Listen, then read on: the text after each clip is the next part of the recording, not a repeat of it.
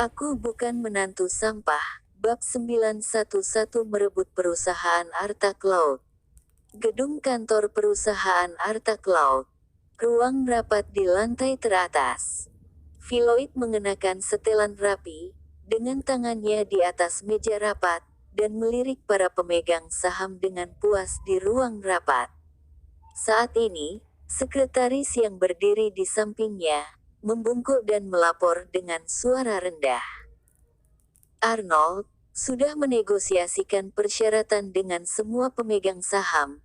Mereka akan mendukung Anda sepenuhnya untuk mengambil alih perusahaan Arta Cloud. Baik, Philoid mengangguk dengan puas, memegang kacamata berbingkai emas di pangkal hidungnya. Sebenarnya, perusahaan Arta Cloud tidak ada arti baginya. Hanya saja, dia tahu apa arti perusahaan ini bagi Dewi. Ini adalah perusahaan yang didirikan Dewi, dan Rocky juga telah mengeluarkan banyak usaha. Sekarang perusahaan ini telah tumbuh dan berkembang, dan dia mengambil alih perusahaan ini, tanpa usaha apapun. Ini pasti memberikan Rocky sebuah tamparan besar. Siapa suruh orang yang bermargalin ini begitu sombong? Beraninya dia tidak menghormati ayahnya di Jinbi. Ruang rapat dipenuhi dengan para pemegang saham. Beberapa pemegang saham utama duduk di paling depan, sangat menghormati Philoid. Di pintu ruang rapat, berdiri sederet pengawal berjas hitam. Untuk berjaga-jaga, Philoid juga mencari sekelompok gangster, untuk berjaga di lantai bawah, dan juga orangnya sendiri, untuk mencegah Dewi kemari untuk membuat masalah. Philoid berdeham, dan mengumumkan kepada semua orang. Semuanya, mengenai tujuan rapat umum para pemegang saham hari ini. Aku yakin kalian sudah mengetahuinya. Dewi sebagai direktur perusahaan Arta Cloud, tidak hanya tidak mempertimbangkan perusahaan sedikit pun, tetapi juga mengabaikan tugasnya. Dia sudah lama tidak datang ke perusahaan. Jika terus begini operasi perusahaan tidak akan berkembang, dan keuntungan kita semua akan mengalami kerugian besar. Demi keuntungan kita semua, rapat umum para pemegang saham kali ini, aku berharap semua orang berdiskusi bersama, memberikan suara untuk mencopot Dewi dari jabatannya sebagai direktur, dan menggantikan seseorang yang bertanggung jawab. Setelah Philoid berbicara, beberapa pemegang saham utama segera menanggapi. Benar, kami mendukung Tuan Mudalin. Dewi tidak pantas menjadi direktur perusahaan Arta Cloud. Aku memilih Tuan Mudalin menjadi direktur perusahaan Arta Cloud. Kami mendukung Tuan Mudalin, biarkan Dewi keluar dari perusahaan. Ruang rapat, para pemegang saham menanggapi satu demi satu, dengan penuh semangat, dan terus mengutuk Dewi. Meskipun perusahaan ini didirikan Dewi, terus bagaimana juga. Sekarang yang di panggung adalah Tuan Mudalin dari keluarga Lin. Keluarga terkaya dalam negeri. Jika perusahaan Arta Cloud bisa berhubungan dengan keluarga Lin, apakah mereka khawatir tidak akan kaya? Melihat para pemegang saham di meja mengungkapkan pendapat mereka, dan serentak mendukung dirinya, wajah Philoid muncul senyuman yang puas. Dia mengangkat tangannya, menekan ke bawah, berkata dengan senyum, karena para pemegang saham berpendapat sama, mari kita mengadakan pemungutan suara, untuk memilih siapa yang akan menjadi direktur perusahaan. Ketika Philoid selesai berbicara, terdengar sebuah suara ledakan. Kedua pintu besar kayu ruang rapat, tiba-tiba, meledak, dan hancur karena ditendang dari luar. Dalam asap, muncul bayangan seseorang yang masuk. Melihat bayangan orang ini, ekspresi Philoid berubah, dan menatapnya. Rocky. Para pemegang saham yang di ruang rapat juga tercengang, tatapan mereka juga menuju ke sana. Hancurkan pintu dengan menendang. Bawa orang-orang masuk. Sungguh impresif.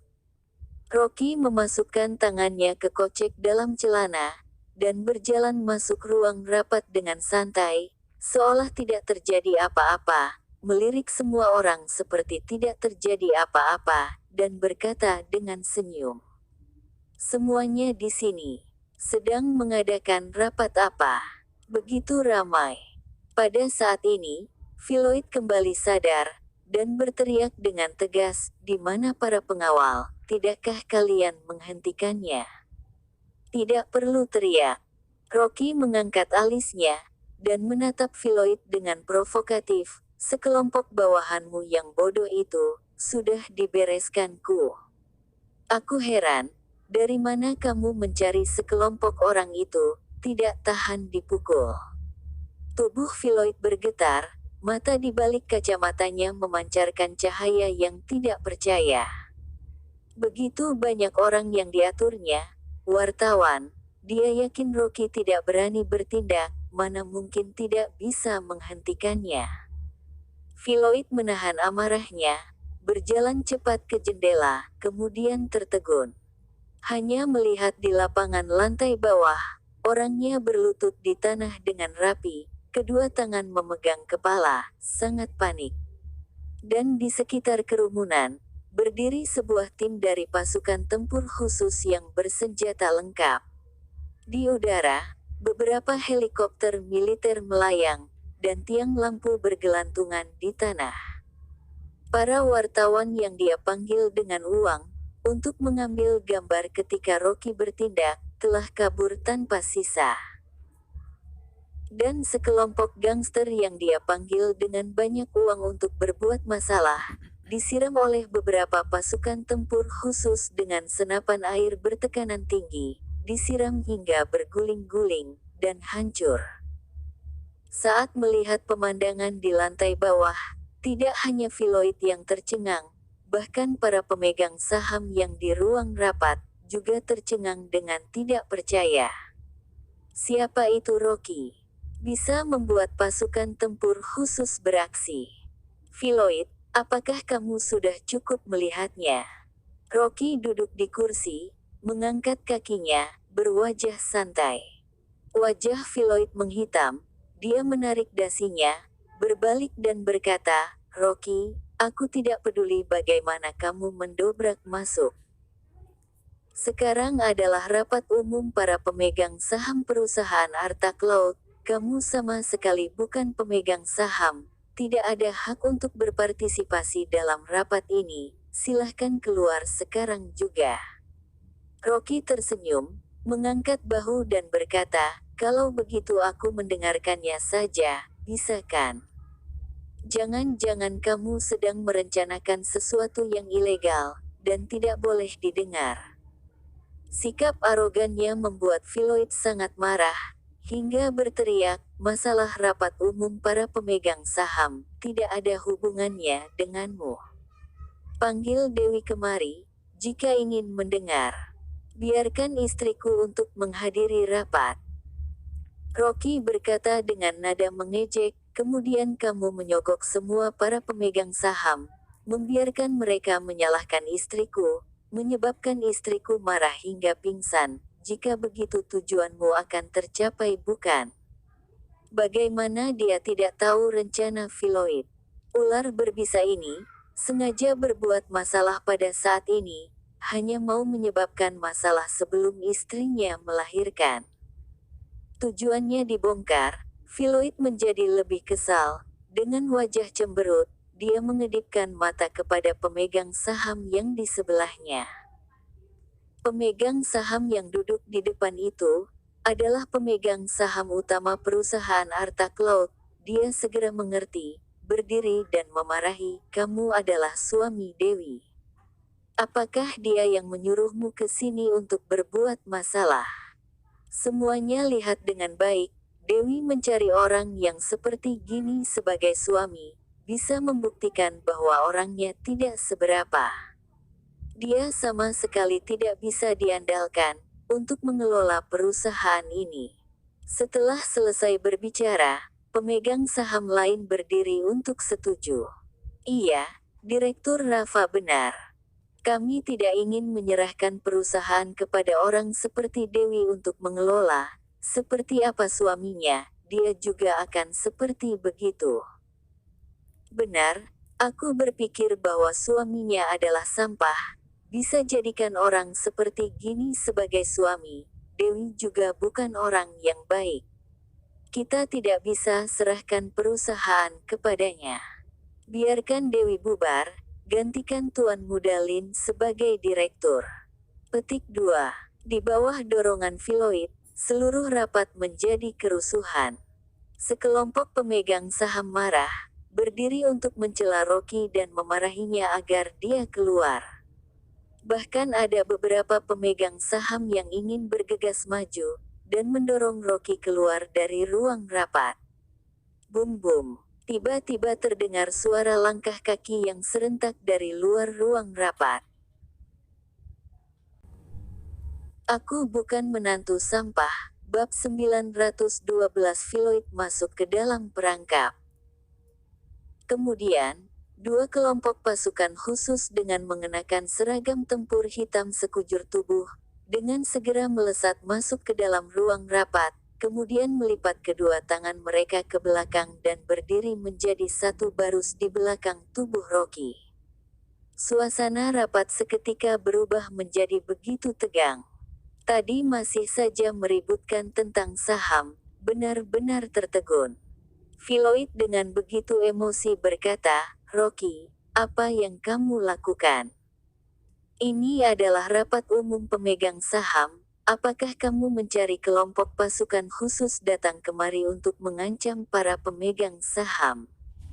Jika kamu memang punya keahlian, kamu juga carilah." Rocky dengan wajah menatang, menatap lurus kepada Filoid. Filoid dibuatnya terbungkam hingga sepatah kata pun tidak keluar dari mulutnya, wajahnya menjadi pucat.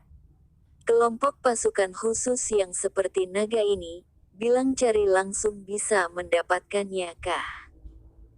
Jika tidak memiliki hubungan khusus, jangan bilang Filoid, meskipun ayahnya sendiri Marson yang mengundang sendiri pun, mereka pasti tidak menanggapinya.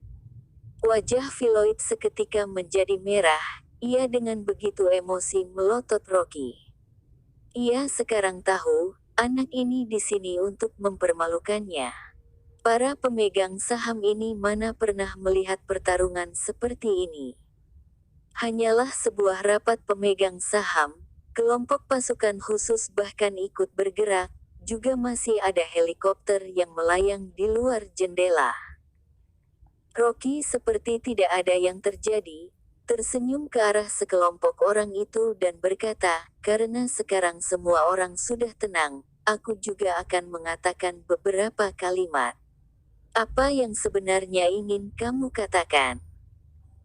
Filoid dengan emosi berkata, "Aku beritahu padamu, meskipun kamu membawa sekelompok pasukan khusus datang kemari, akan tetapi hak kepemilikan perusahaan Arta Cloud, semuanya kembali berdasarkan pada regulasi.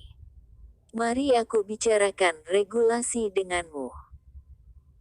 Rocky dengan senyuman mengejek membuka mulut dan berkata kepadanya, "Filoid, bukankah kamu mengandalkan saham kecil yang ada di tanganmu itu dan juga membeli para pemegang saham, sudah ingin berandai-andai untuk mengeluarkan istriku keluar dari perusahaan Arta Cloud? Aku beritahu kepadamu, jangan terlalu berandai-andai, di kehidupan berikutnya pun juga tidak mungkin." Filoid tercengang, tidak menyangka Rocky akan begitu terus terang, secara singkat masuk ke dalam poin. "Rocky, kamu lihat saja sendiri, para pemegang saham yang duduk di sini, siapa yang mendukung Dewi? Tidak mendukung juga kenapa?" Rocky dengan dingin mendengus, "Ditambahkan dengan seluruh saham yang ada di tangan kalian, di total-total juga hanyalah 30%. Sekelompok badut, siapa memang yang bisa kalian kontrol? Oh iya benar juga, aku ingat ada pemegang saham yang sangat besar, tidak tahu apakah kalian sudah menyuapnya juga tidak." Saat berkata, Terlihat sorotan mata mengolok dari matanya. Raut wajah Philoid benar-benar tidak enak. Tidak disangkanya Rocky ternyata mencari tahu hingga begitu jelas.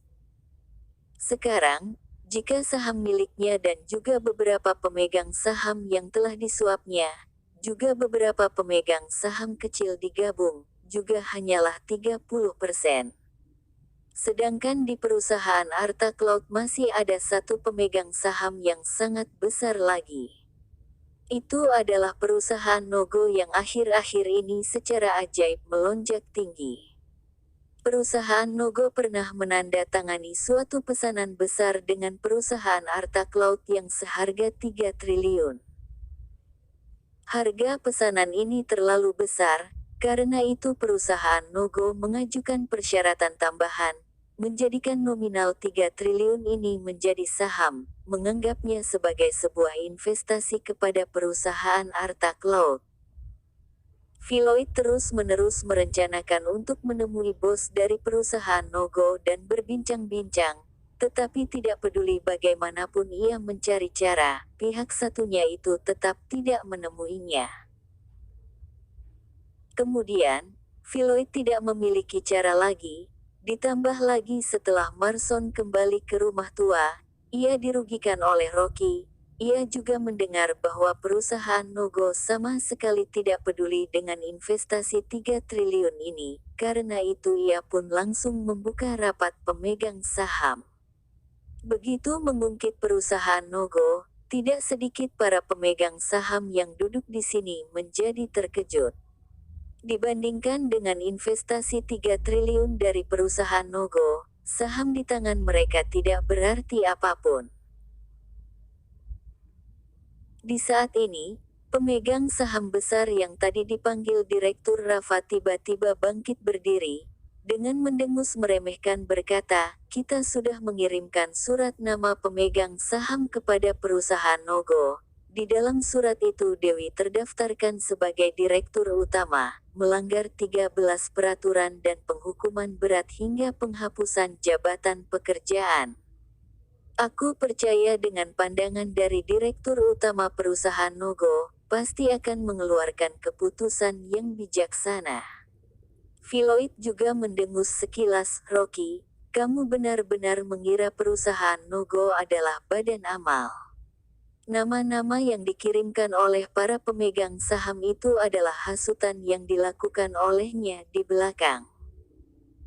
Dan juga di dalam surat itu ia menambahkan beberapa persyaratan.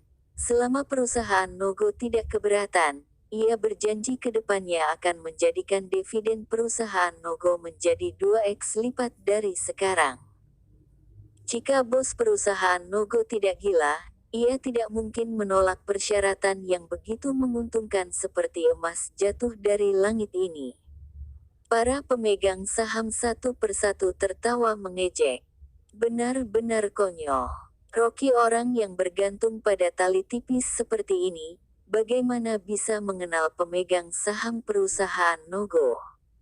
Tepat di saat ini, Rocky menelepon kemudian memberikan tanda kepada Philoid untuk mendengarkannya. "Telepon siapa?" Philoid bertanya dengan dingin. Rocky tertawa, "Tentu saja perusahaan Nogo, kamu kira masih ada siapa lagi? Hahaha, kamu tidak mencari sekelompok aktor untuk menyamar bukan?" Philoid dengan mengejek berkata, kemudian menerima telepon. Ia masih tidak percaya, Direktur Utama dari perusahaan Nogo yang bahkan dirinya sendiri datang berkali-kali untuk mencari secara langsung itu saja tidak dapat bertemu. Akankah ia menanggapi Rocky orang abal-abalan seperti ini? Philoid menerima telepon itu, kemudian baru saja ia berkata, "Halo," dari dalam tiba-tiba terdengar suara bosi dari Lian. "Kamu yang bernama Philoid, kenapa aku bisa tidak tahu jika hari ini perusahaan Arta Cloud membuka rapat pemegang saham?" Mendengar suara ini, Philoid seketika tercengang. Siapapun juga tahu, meskipun identitas dari bos besar perusahaan Nogo masih begitu misterius, tetapi Lian adalah perwakilan yang ditunjuk olehnya. Karena itu, perkataan Lian sama saja dengan ketetapan agung. Philoit sedikit ragu-ragu kemudian dengan nada sungkan dan tertawa berkata, "Presiden Lian apa kabar? Saya adalah penerus dari perusahaan Gria, Philoit. Saya pikir surat nama-nama pemegang saham sudah Anda lihat bukan? Saya berharap perusahaan Nogo bisa memikirkan proposal yang telah saya ajukan. Kedepannya, perusahaan Gria juga sangat bersedia untuk bekerja sama dengan perusahaan Nogo." Ia dengan begitu penuh percaya diri langsung menyebutkan dirinya penerus dari perusahaan Gria, kemudian kembali melemparkan sebuah kondisi persyaratan yang begitu berat, berkata bahwa perusahaan Gria ingin bekerja sama dengan perusahaan Nogo. Di bawah dua keuntungan besar seperti ini, di dunia ini mana ada seorang pengusaha yang tidak tergerak. Baru saja suaranya terhenti. Dari dalam telepon terdengar suara celaan Lian. "Philoit bukan? Kenapa aku tidak pernah mendengar perusahaan Gria memiliki seorang penerus yang seperti kamu ini?" Penanggung jawab dan pemilik dari pengawal Gria adalah Nona Fiska, tidak pernah mengungkit namamu. Kamu sebenarnya keluar dari mana? Memanggil diri sendiri adalah penerus dari keluarga pengawal Gria. Perlukan aku menelepon sendiri Fiska untuk meminta penjelasan. Telepon itu dibuka dalam mode loudspeaker. Suara teguran tajam dari telepon Lian seketika masuk ke dalam telinga seluruh pemegang saham. Seketika, tidak sedikit wajah para pemegang saham yang menunjukkan kebingungan, mulai saling berkomentar. Philoit terus-menerus memanggil dirinya sendiri sebagai penerus pengawal Gria. Mereka pun mempercayainya dan mengira hal ini benar, tidak menyangka ternyata ini adalah palsu. Sekarang masalah ini sudah menjadi rumit. Philoit juga seketika menjadi emosi. Bagaimanapun juga ia adalah orang dari pengawal Gria ternyata ditegur seperti ini oleh Lian. Ia menekan emosinya dan berkata, "Presiden Lian, Anda jangan bercanda, saya memang adalah orang dari keluarga Lin. Orang bermarga Lin begitu banyak, orang biasa manapun juga adalah orang keluarga Lin, tetapi penerus dari perusahaan Gria hanyalah satu dan sama sekali bukanlah kamu." Lian dengan elegan berkata, "Jika kamu punya nyali, sekarang juga telepon Fiska denganku untuk konfront." Wajah Philoit seketika menjadi pucat, bola matanya begitu penuh dengan api amarah, tangannya menggenggam erat HP itu, begitu benci hingga ingin menghancurkan HP itu sekarang juga. Bahkan kartu keluarga pengawal Gria saja ia belum masuk, mana berani berhadapan dengan Fiska. Jika sebuah telepon diberikan padanya, Fiska pasti akan memarahinya dari dalam telepon habis-habisan. Philoit tiba-tiba merasa, dirinya telah masuk ke dalam perangkap Rocky. Bocah ini sengaja menelepon, tujuannya adalah untuk membuka dirinya di depan umum.